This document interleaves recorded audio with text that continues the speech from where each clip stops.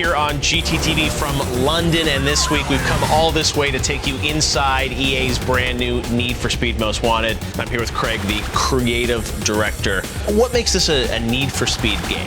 2 years ago we launched our first Need for Speed game, Need for Speed Hot Pursuit. Yep. The game that we're making now, Need for Speed Most Wanted, is very much an accumulation of everything we've learned over the 15, 20 years of making video games at Criterion. Because it's the same people making the games throughout the years, it's everything rolled up into one, and we think it's the ultimate Need for Speed game. So it's what we think Need for Speed for 2012 really represents.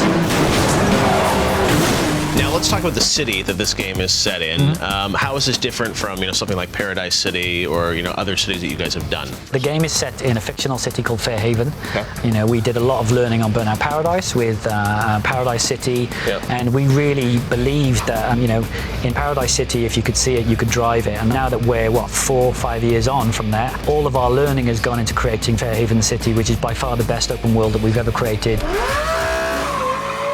Now let's talk about some of the cars you have in this game. Obviously this is, it's a Need for Speed game. You've got a lot of great licenses, a lot of great cars. What are some of the cars we're going to get to drive? The cool thing about working on Need for Speed is it's a great day at work when you come in and go, let's look at the car list, right? And the car list is essentially all of the best cars in the world you get to choose. So everybody knows we've got the Porsche 911 now. I drove that on stage at E3. That's a cool it's a middle of the road car for us. It's not one of the super exotic cars of which we have a lot. We have cars that go 200, 250, 250 plus. We showed the Agera R in a recent trailer we did, which is now the fastest production car in the world. So that's right up at the far end. Yeah. We've got slower cars as well, but slower cars that bring something to the game. We've got a little Audi in the game that's kind of fun to drive off-road and really fun when you look at the tactics of being chased downtown by the cops. So it can fit through smaller gaps and it's very easy to weave around. Strategy, tactics. Yeah. Everybody says, give me the Bugatti Veyron, I just want to drive at 250 miles an hour. Well, you ain't going to drive at 250 miles an hour through the gridlock of downtown.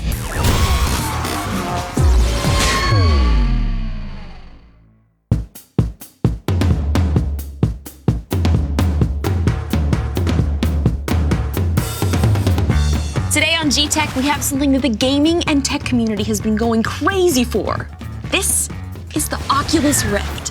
Virtual reality is usually something that you just see in TV and movies, and you're like, oh, that's really, really cool. Well, guess what? Today we're gonna see if this lives up to the hype. I'm so scared. So it might not translate on TV, so let me try to explain what's going on.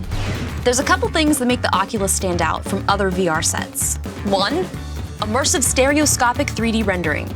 2, massive field of view. 110 degrees. It feels like you are actually in this world. I've never done drugs before. I don't even need to now. I feel great. Normal. I feel great. 3, ultra low latency head tracking. So when you turn your head, you turn in the game. Where's my controller? It's unbelievable. And one of the biggest factors of the Oculus Rift is the price. There are other headsets out there that are over 20 grand, but Oculus wants to get this on your face for about 300. Nearly 10,000 high-profile backers on Kickstarter raised over $2.4 million to help fund this project. And it looks like it's paying off. Wish I would have pledged. Doom 3 BFG Edition and Hawken will be Oculus ready on PC to start. I really think this is going to be a huge game changer for video games in general because you are actually in the game. And it's unlike anything you'll ever experience. It's so weird! Well, real life, but it's overrated. I can't even explain it! I'm Justine for G-Tech, and I'll see you guys in VR.